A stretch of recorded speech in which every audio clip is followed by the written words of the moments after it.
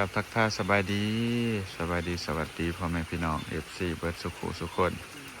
ยินดีต้อนรับเข้าสู่ช่องบ่าวสุคนยินดีพี่น้องมื้อนี้กลับบ้านบ่ได้พี่น้องตะมิดว่าสิออกมาเล่นซื่อๆแล้วก็กลับบ้านสิค่ำฝนตกพี่น้องฝนตกบ่หยุดจักเทื่อก็เลยว่ามื้อนี้สินอนอยู่เถียงหน้าบ่าวน้อยเนาะหรือว่าเฮือนบ่าวน้อยครั้งแรก ที่สินอนพี่น้องตั้งแต่น้องชายมาเฮ็ดเทือนอยู่บ่สุกก็ยังบ่ทันได้มานอนอยู่นี่จักเทื่อพี่น้องแบบนอนจริงๆจังๆหั่นนะมาตอนนั้นก็นอนอยู่แต่ว่าบ่นับว่าเป็นนอนซะอันนี้คือบ่นอนข้างนอกพี่น้องข้างนอกนี่ก็สิมีน้องปอน้องลาดพากันนอนเนาะสบายดีจ้าบ่พากันกลับบ้านกับเพื่อนบ่จ้าฝนตกกลับบ่ได้เนาะทุกคนเราก็เลยว่าสินอนอยู่นี่มอรัดก็บ่ได้กลับ ฝนตกหยิบๆเนาะรัดหายจากเมื่ออีจะจะมาผ่านเมื่อมอรัดให้นี่อยากมื้อบ่ บ่อยากมอรัดพามันไปไสมันก็ไปนำไปเลยเด้อพี่น้องนอนเที่ยงเด้อมื้อนี้เด้อบ่สุกก็น่าจะนอนอยู่นี่แหละกับน้องปอกับน้องรัดเนาะเพราะว่าข้างในมีคนนอนหลายแหละคนจริงอันนั้นเขาไปหมุนกันก็ได้เด้อพี่น้องแต่ว่านอนอยู่นี่มันได้บรรยากาศเนาะบรรยากาศมากที่สุดนอนเตียงน่ะบริษัทเดี๋ยวเราพาไปเบิ่งข้างในพี่น้องข้างในมีใครบ้างนี่เป็นข้างในเฮือนเป็นแบบสวนโมเดิร์นเนาะพี่น้องนอนนาก็ไม่ถึงเถียงนาหรอกแต่ก็บ่คือเถียงนาหรอกโอ้มาเบิ่งกันว่าข้างในผู้ใดนอนสบายดี วันนี้มีบ่าวเพิ่งบ่าวสีน้องอันมาหน่อยเนาะมาถึงยังเนาะบ่สุกบ่ได้เมื่อขเมื่อบ่ได้จ้าฝนตกเขาเลยสินอนอยู่นี่พ่นเศร้าเลยสิใช่ขเมื่อบ่ไอ้สีข่อยสินอนนะอ่ะนี่ตาเห็นนอนหน้าเลี้ยงไก่บ่จับบ่เป่าไก่บ่มาไหนเพิ่นติดแอร์เรียบร้อยเลยเด้อทุกคนติดแอร์เด้อแอร์กากีแอร์กากีแอร์กรีดิแอร์กับดอดไฟตัวนั้นแบบอันนี้พอดีซื้อกันเนาะจักจะได้เนาะกรีเลยติดแอร์กรีค่อยจะขายเพิ่น5 ล้านบ่เอาไปซื้อตัว10 ล้านแม่นบ่ของเจ้าหันเอาออกแล้วบ่เอาออกเลยเด้เอาไปไว้ใส่ขายเท่าไหร่ยามันตายบ่ได้ใส่5 ล้านโอ้มันสิตายซะบ่บ่ได้ใส่บ่ตายติน้อมันบ่มีบนว่ะบ่น่ามันบ่มีบนได้ก็เลยขายเสียหัวให้หารกันแล้วเจ้าบักอันนี้แล้วบ่เอานี่บ่อย่างน้อยมันก็ได้คันเฮาจะขายถือโพด5 ล้าน5 ล้านเท่าไหร่วะ 8-9,000 บ่ประมาณ 8-9,000 บาทเนาะก็ซ้ำหันแล้วมั้งเพราะว่าเฮาติดกับ10,000กว่าเนาะ14,000เอาไปขายดอก6 ล้าน7 ล้านนั่นแหละไปส่งเขาเฮ็ดใหม่ยังใหม่ๆนั่นแหละบ่ได้เฮ็ดได้หลายเติบอยู่แล้วเขาก็บ่ซื้อแล้วให้กำไรได้กำไรเขาบ่ซื้อเขาปิดติดตั้งบ้าไม่ซื้อ5ข้างในก็จะเป็นบ่าวน้อยบ่าวคำศรีไอ้เผิงนอนอยู่ในสภาพในโซฟาบ่หน่อยเด้อจะนอนหันบ่ก็สินอนอยู่ข้างนอกหมุนนอนกับพวกนั้นซะความจริงถ้าเอาเข่ามาปูอยู่นี่ก็ได้พี่น้องแต่ว่ามันอันนี้อยู่พุ่นมันมืดโป้แล้วเขามืดโป้แล้วเนาะคือได้ส่วนพวกนี้เอามาปูสูมันสิเข้ามาอยู่บ่เอาเสื้อให้เด้อไปปูนอนข้างในน้ำกันโอ้ก็เป็นนอนน้ำกันอยู่กองอยู่ฮะอยู่นอนอยู่นี่บ่นอนอยู่นี่ก็นอนซะฮะกันฉันเฮาไปนอนอยู่ไหนก็เอาตัวนี้ไปปูอยู่ไหนนอนน้ำกันอยู่ฮะบ่เฮาเข้าไปนอนน้ำกันเบิดนี่บ่นอนนี่โอ้บ่ยังนอนได้นะเอาผู้สาวมาซะบ่เอาผู้สาวเรียกผักไปนอนกันนอนนี่ก็นอนจ้ะว่าขอไปนอนนี่น้ำกันละ3 คนจำนวนน้ำก็ไม่ได้อาบเนาะนอนมาเลยพี่น้องเลยฮะเดี๋ยวจะนอนข้างนอกทุกคนไป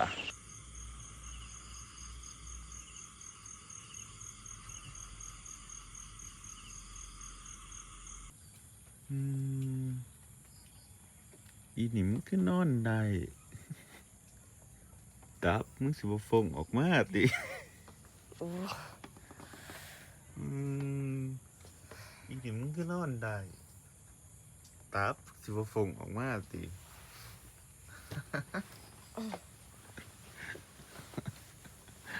หลายนอนใส่ก็นอนหลับเนาะนอนที่ไหนก็นอนได้ ขอจะนอนใกล้คนในใจก็พอ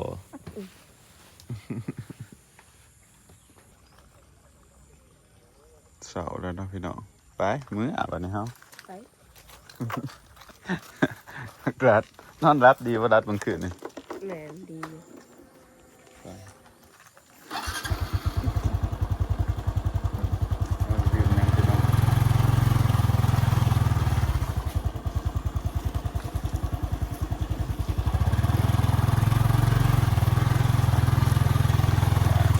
ผ่านกันกาบาดคนก็ยังตกคือเก่าเนาะตกเบิดมื้อนึงตกเบิดมื้อเบิดเวทนี่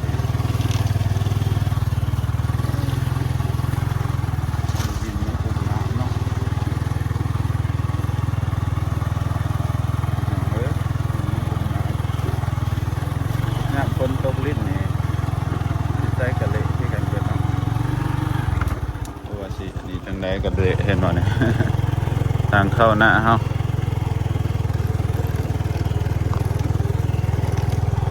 ยังหลัดมาทางกินข้าวกันพี่น้องกินข้าวอยู่บ้านพุ่นละกินข้าวเสาข้าวจะเป็นมองงามเนาะวันนี้เนาะที่ลายสากะลิเป็นน้ำดินมาถมมันเด้อเด้อบ่งาม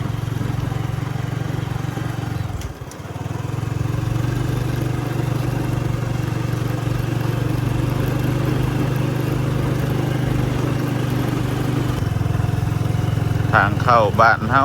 พี่น้องทางเข้าบ้านเฮาฝนตกลิ้นนี่ทางเป็นแนวนี้แหละนี่แต่ว่ากลับไปกลับมาได้อยู่เนาะพี่น้องมันบ่เหมือนดีอย่างหนึ่งคือมันบ่เลื่อน แต่ว่าคันทางบางบ้านนี่ก็มื่นแล้วพี่น้องคือไปบ้านเจมล่ะทางบ้านเป็นหมื่น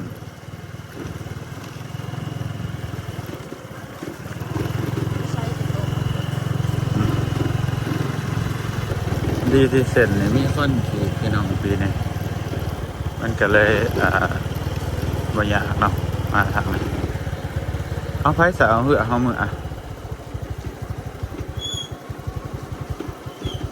นี่พอแล้วขามมาเอาป่ะ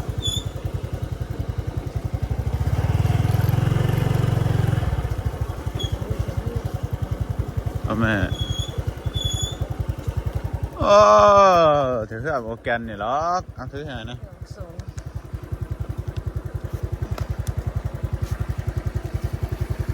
ถ้าจะเอาเหือเอามือ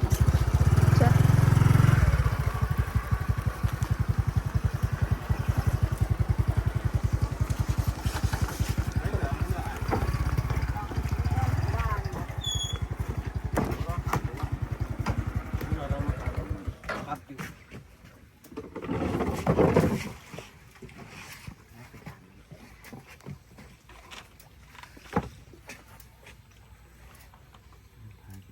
น้ำมือ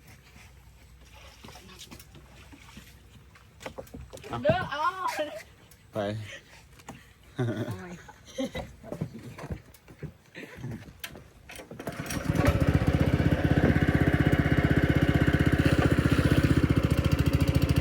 ไม่ทำทรงมุ้งเลิศหรอ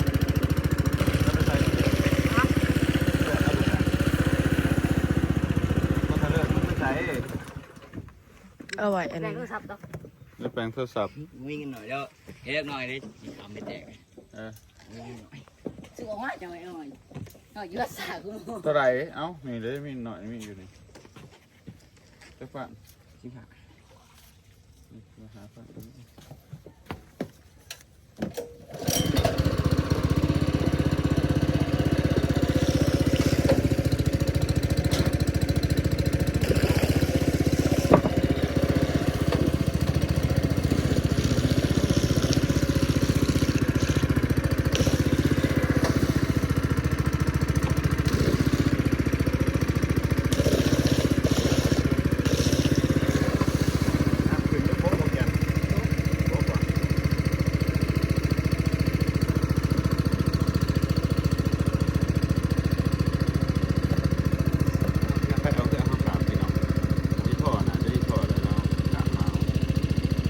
ว่าเราขาดแต่ว่าเนี่ยกูจัง จ้ะ เนาะเดินทางลงมา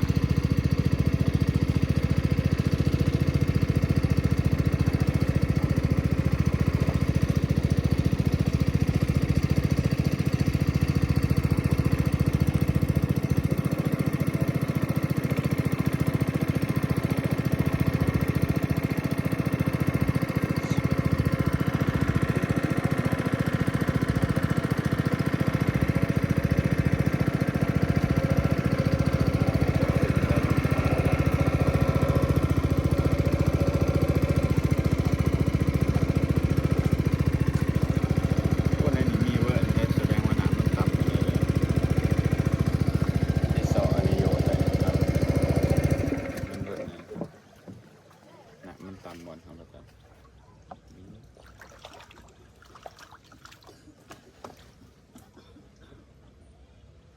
ตัวที่สับมันโจยาวอันนี้แบตก่อน อีตีมากหรือว่าโจท่านมากบ่ปักเซ่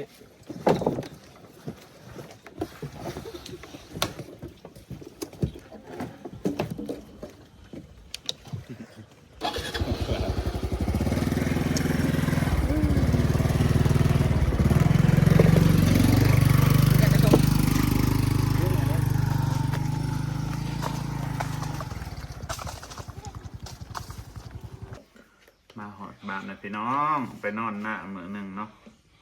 มาอาบน้ำอยู่บ้านคืนนี่บ่ได้อาบน้ำอันนี้ร้านน้ำคิงคนมาหลินบ้านมาสบายดีป่ะลูกอันที่สานน้ำคิงก่อน สบายดีป่ะดู จะมาแต่บ้านนี่บ่จะมาแต่กรุงเทพบ่ได้ซื้อหยังมาฝากเจ้าซ้ํบ่มีหยังเลย ข่อยกินคนเดียวจะซื้อมา มีแต่ ฝา ขาย ก ปานได้อันนั้นเนาะได้ปิ้งไก่ แต่ถอดไก่ สกุลสิเขาขายหลายๆอยู่กรุงเทพ ว้าว ก็ว่าโอ้คิดเห็นน้ำคิงกับสายปานในเป็นมาสกุลสิ ฉันดักสกุลฉี่ฉันดักสกุลฉี่ไม่มีแฟนไม่มีคนรู้ใจแต่เขามีสกุลฉี่ก็แต่เงาก็แต่ฟันก็ทุกทีได้คือสกุลฉี่ทั้งหัวใจยกให้เลยคนปวดของฉันสกุลฉี่ อันนั้นเป็นสกุลสิบ่ฮะ อืม ฉันรักสกุลสิฉันรักสกุลสิ หูบักขี้ดา เขาว่าสกุลสิมันเป็นอันนั้นแม่นบ่ ฮะ มันบ่ดีนะ ฮะอีดีสัว หืม กดหมู่คนลิ้นได้เป็นไร เขาว่ามันบ่ดีเขาว่ามีการซื้อ ได้ปะของแถะค่ะตัวเขาซื้อมาจะเป็นโขกค่ะบร้าย แต่เขาเห็ดเอาจากเกียร์ค่ะกาลายเต็มกล่องเลยของเขาหอมอ่ะของหนูคอยค่ะได้หลาย เฮ็ดกาแฟกินตอนเช้าพี่น้อง มันหอมค่ะแต่ว่ามันขมไอขิงกับหัวไหแน่วัน ตำหมูย่อกินปะเนาะตอนแรกเนาะ เออ หมูย่ออันนั้นเนาะ เออ เมื่อวานนี่ตำหมูย่ออุบลแซ่บๆพี่น้อง ลึกไปจากว่าท่านจะมา คอยขี่ตะกายรถแต่ว่านี่จะบ่เห็นซะบ่ข้อยขี่ โน่นอนเด้ไอขิงจะคือว่าอะไรมาจะคือว่าเล่นน่ะจะคือว่ามาเล่นหนาว่าอันเจะตั้งสีหัวว่าซุกมาเนาะบางเทียก็กับเป็นเล่นน้ำมูบางเทียก็เป็นเล่นเหือน มาทำกาแฟกินตอนเช้ากาแฟอเมริกาโน่อเมริกาโน่เย็นเดี๋ยวไปเติมน้ำใส่เนาะมักรูฟี่ไปใส่ มาจักกับมัน มันไปกับอันนั้นบ่ มาจักมาจัก จ้าปันสบายดีบ๊ายบาย สวัสดี สบายดีเดี๋ยวกับบ๊ายบาย ก่อน บ๊ายบาย สวัสดีป่าดูบ๊ายบาย เสียงอ่ะเนาะคิงเนาะ